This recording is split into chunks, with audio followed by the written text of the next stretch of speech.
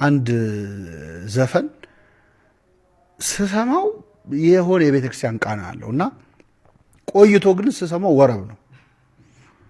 እውነቴን እኮ ነው የምነግርህ፣ ወረብ ነው። ለዛቲ ድንግል የሚል ወረብ አለ።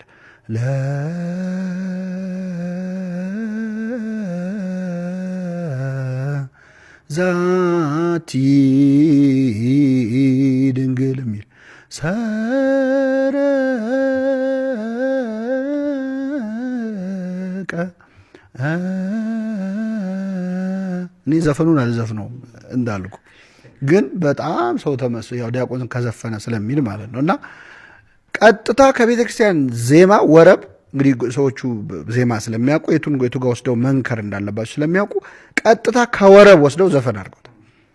እና ግጥሞችማ የኢትዮጵያ ቤተ ክርስቲያን ባትኖር ሊታወቁ የማይችሉ ሰዎች ሁለዋል አገሪቱ ውስጥ። እና እነሱ እንዲያደርጉን ወሰዱብን ከማለት እኛ በትክክል ኤክስፕሎይት አድርገን የቤተ ክርስቲያኒቱን የዜማ ሀብት እስከ ጥግ ተጠቅመንበታል ወይ?